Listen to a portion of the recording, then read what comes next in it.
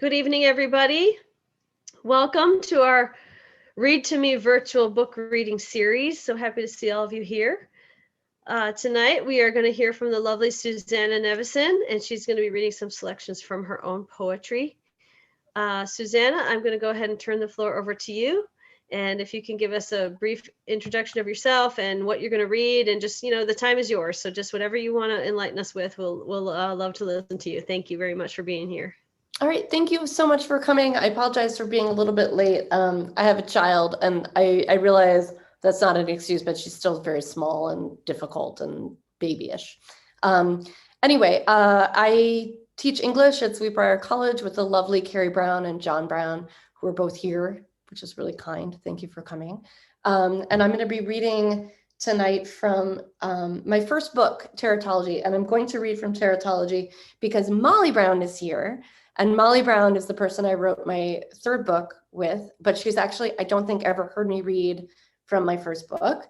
And so I want to dedicate this reading to Molly Brown, who I love very much. Thank you all again for coming. Thank you to Second Stage for inviting me to read.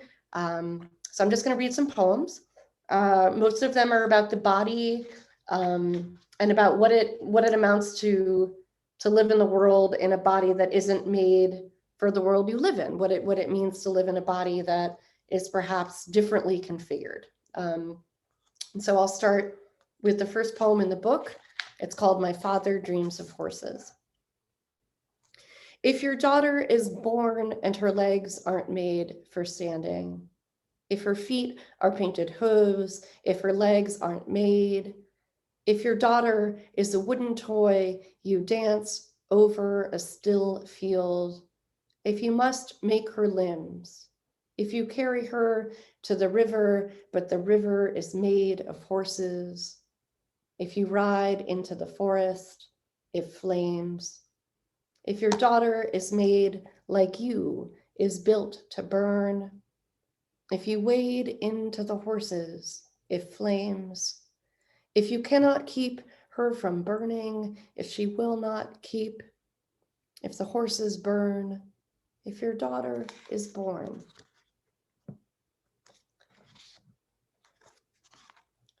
Preparing the animal.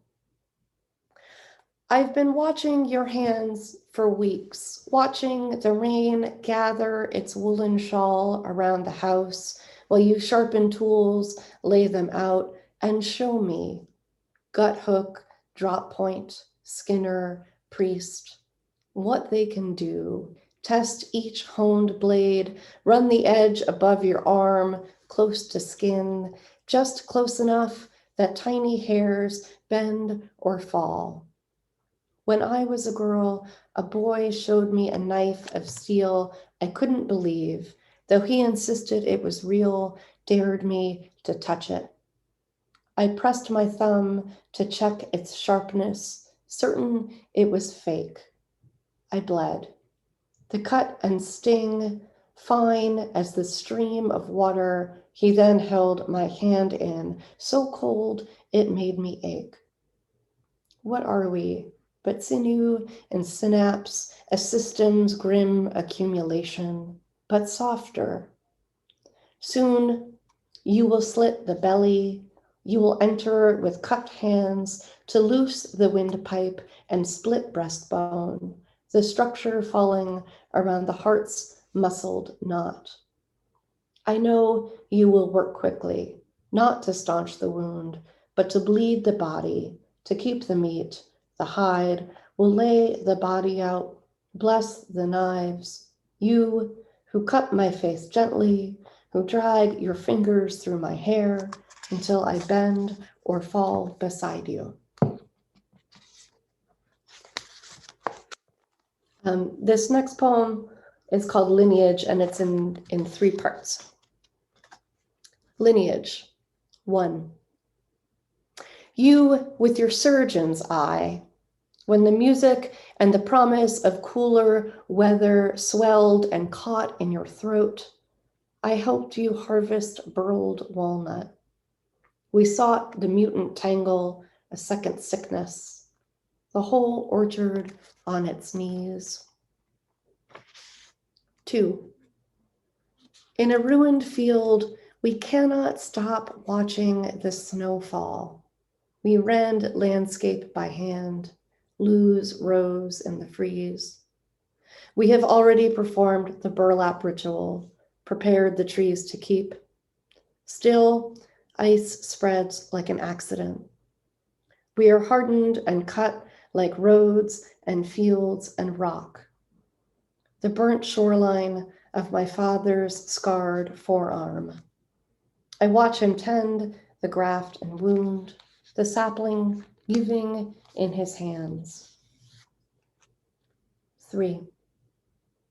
Last harvest season, a mare knelt in the clearing, eyes unbridled, the slick crown emerging, mane wet and matted, a small, crooked marvel. Stillborn, his body a dark earthen mirror. Whisper deformation and listen. We raised the field, we planted, we named, bursa and bone for the clenched limbs, finely muscled. 4. The hunt for symmetry becomes one way of turning landscape into self, assembling the greater picture, nature's infinite repetition bleeding into a need for order, for answers, which is to say, my skin is mapped of my father's skin, the patterned sheen and stretch, that raised signature of harm. In the light after the storm, we moved among the trees, touched the damage, collected what was lost. How else to reclaim one's body? Fall into a ritual, invent a course. I've seen whole orchards bloom from ash. So a lot of this book deals with my own experience, having had a lot of surgery to correct severe leg and foot birth defects, but it also deals with what it means to be a parent who's gone through trauma and then had to watch a child go through surgical trauma. My father was in a pretty horrific fire years before I was born and survived. And I've always been sort of fascinated by what it must have been like to be a parent who's survived that accident and then to have a child that goes through surgery. So a lot of this book deals with that relationship and imagining how that shapes identity. And this next poem is a poem I wrote imagining what my father must have gone through when I was a baby. And they used to, because I was too little for cast saws to be used on my legs, and I had casts on my legs the day I was born, they would soak me in water for the leg dressings to be changed. And my father used to tell me that was among sort of his most sort of traumatic early memories. Sorry, Dad. But this is sort of a poem I wrote for him about that. And it's called On the Surgical Dressing Change in Water of a 5-month-old Child. To stop seeing her face contort, skin recoil from water's grip, the fumble for the end of gauze, scale-like wrapping slip, toes emerge now as seeds, unformed and pink, curled imperfections, this bent daughter twisting in your hands. 3 fingers of Jack to quiet the mind's echo, asking forgiveness of you who held her down in water, who could not explain what love asks us to endure, who held her legs tighter to still the kick and would not let go.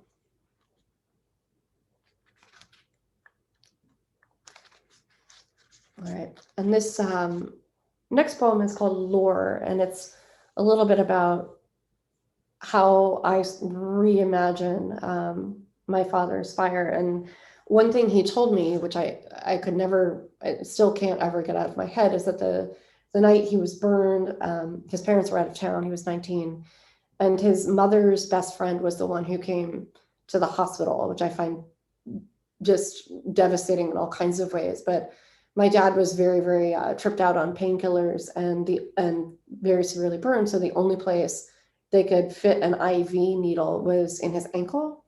And he kept trying to kick it out. And she stayed with him at the foot of his bed all night, right? And to keep watch.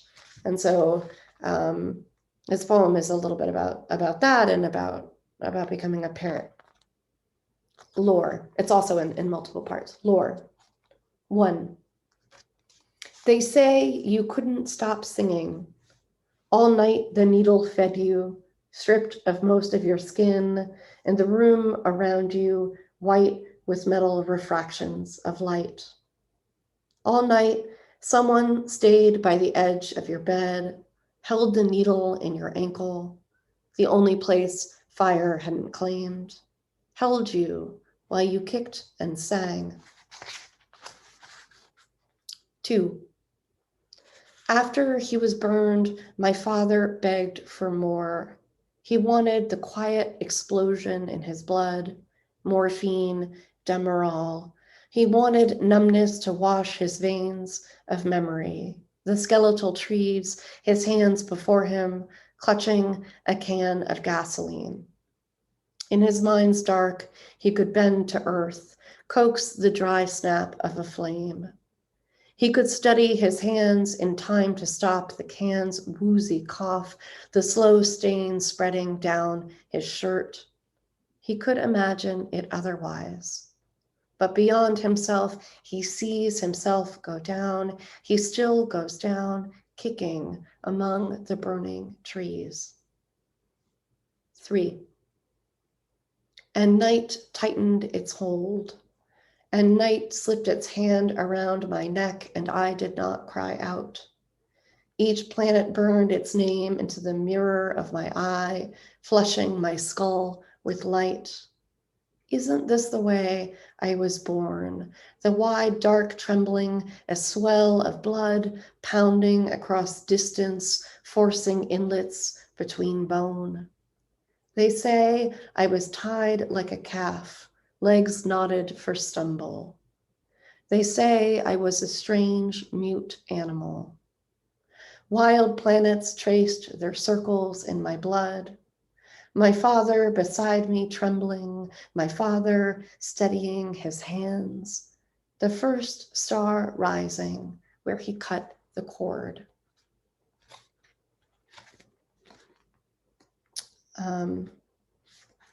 Okay. So when I was in my late 20s, I had a whole other series of operations, which were not delightful. But they gave me a whole new perspective on the relationship with my parents, because so much of my childhood was marked by my parents being my advocate and taking care of me and being the ones to take notes in doctor's appointments and making these really intense decisions about what kinds of surgery I would have and what, weighing the pros and cons. And then in my 20s, that choice was suddenly mine.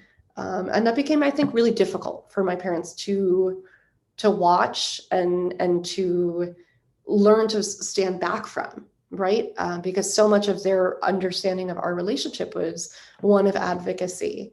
And so my parents moved in with me and my then boyfriend, now lovely husband, during this surgery. And it really changed sort of the way we understand each other. But it also made this book possible, I think. But a lot of the poems in the second part of the book, I think in many ways address that shift in the relationship. And I'll read a couple of those. And here's one from when I was in the hospital, and it's called Ward, and it's written about my favorite nurse, Rosa. Ward. Collect me, name me, count me, make me, or so I'm saying to Rosa, or singing to Rosa, who is washing my back and washing my hair, before the doctors come to deliver me news and instructions on maintenance and home care for the long haul. I will be your happiest misfit toy, or so I'm singing, forcing the words to the tune of Gilligan's Island and mixing metaphors. And Rosa hums with me anyway, whispers, "You are my favorite patient, don't tell," and then leaves me alone so I might wash myself in private. I mean my privates, as if there is such a thing as privacy in the half-curtained room I share with a woman named Effie who calls the nurse every hour just on principle. And I'm doing as Rosa has told me to do, just on principle, when the doctor rounds the curtain and my hand is clutching a sad washcloth shoved in my crotch, which I can't even feel. And the doctor's embarrassed. And so he steps back. "Excuse me," he says, "excuse me. Just tell me when you're decent." This next poem is called Showroom. You dreamed that birds fell from the sky like paperweights made of wire and stone. They became an army of wind-up toys, drove their beaks into your legs, hunted worms. When the surgical team stopped by your bed, you awoke but were barely lucid, and when you tried to tell them you couldn't feel your leg, that you thought the fixator on your leg was made of wire beaks, different words came out. "I'm afraid the birds will nest in me." They removed the epidural and switched your meds. They left you in the recovery room for 17 hours because you grew to feel your leg too much but couldn't move it, even though you tried to explain the birds were to blame. After 17 hours, you realized you'd have to lie. You'd have to say, "My pain is below a 3 on your scale." After you were moved to a room, the team came to unwind you. The first time you saw the fixator extending from your leg bare, you realized you'd underestimated thickness, that the pins weren't wire at all, but metal dowels, that you weren't filled with birds, but with machinery. You were fascinated by your sudden complexity. You were a radiant marionette. They gave you a schedule and a tool to manipulate your own device. An L-wrench, the kind you'd use to assemble furniture. You began to dream of birds trapped inside couches, of dead birds falling out of fold-out sofas, of expansive showroom floors. When the birds began to resemble corduroy couches, you knew you'd had a breakthrough, that you were beginning to understand. I'm sorry that I lied about the pain. Please show me how I work. And I'm just going to read one more short poem and then a 4-part poem called Notes of the Body, and then we'll call it a night. And if you have questions, I can answer them. This one's called Torsion. Each tendon's tender ribbon pushed against the machine, against metal pins mapping the length of my leg. You work my furious body, work my body mean and loose, my body humming metal, each pin a flag in numbered, quartered land, each pin a catch, a hitch that slows the tendon's stretch, and each tendon tightens, stops short, a horse restive in its blinders, resisting the rider's urge and spur. Your hands, the hands that hold the course, that gentle and tender, loosen and numb, drive headlong. My body blind and dumb, bridled or yoked, broken then open, run down into darkness, run down. Your hands, the hands that carry me, and the machine's teeth sink down, and the machine hauls its gears into my body's wild and all its dangers.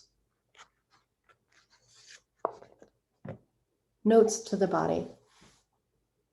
1. And this one is a series of prose poems. When you asked if I would stay with you, I wanted to say, yes, I'll always be your best girl. I wanted to say, Everyone knows the body is a house and we're all carpenters here. You've got some serious home renovations going on. It's summer and the kudzu is forcing its way up the trellis into every parted crevice. In a rocking chair on the front porch, I'm watching motherless flowers spread like water. I'd take you apart if I thought that would help. I'd take you apart myself. 2, don't say I've never done anything nice for you. I've never missed a tune-up. I've been thinking I should get us a subscription to one of those waiting room mags. Feature, Relearning Body Basics 101. Feature, how to get the most out of your relationship with your physical therapist. Could we get a professional discount? I'm telling you, we've got to keep an eye out for some perks. Or start couponing. We could be good at that. We could start a collection. I've always wanted to be a collector. 3, I didn't mean to bow out before the party started. How was the operating room? How were the cocktails? You came back pretty wrecked.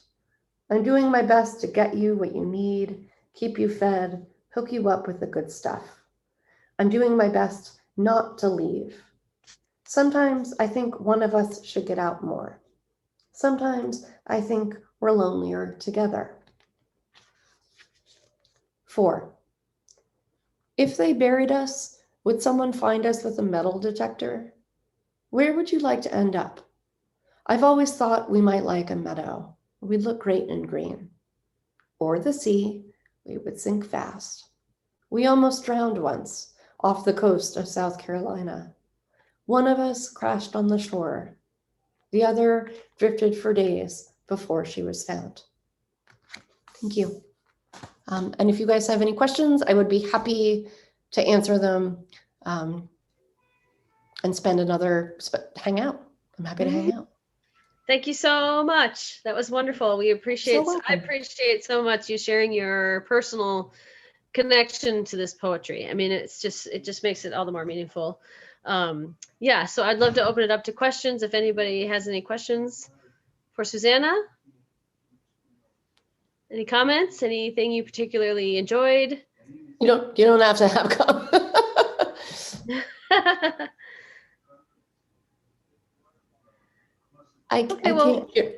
While you think about it, while you think about it, just unmute yourself and feel free to just chime in. But while you think about it, I first of all wanted to thank you all for joining us.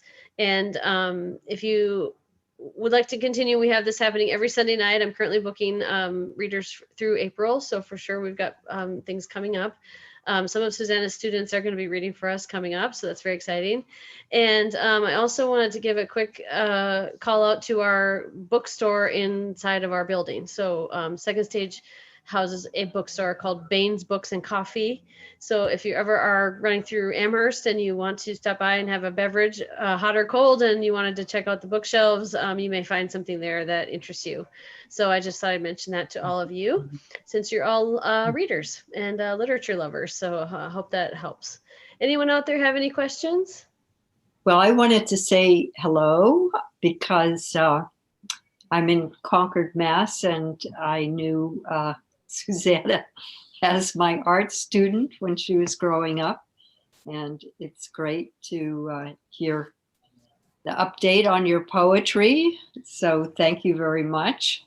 I followed a lot of her experiences with what went into the poetry. So, and am still in touch with her parents through our Sister City program with Nanai, Japan.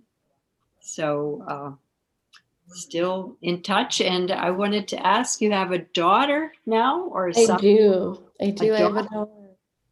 And what is her name? And her name is Fiona, and she is 7.5 months old. Oh, well, wonderful. That's great to hear.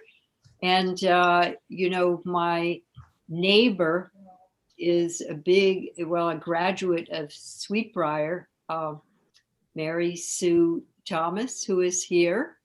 And Amazing. She's the one that told me that you would be reading tonight. And so Mary Sue and I were neighbors when we were both growing up in Portsmouth, Virginia. And That's amazing. It's really nice to see you. And you will always be Mrs. Joyce to me. So hi, Mrs. Joyce.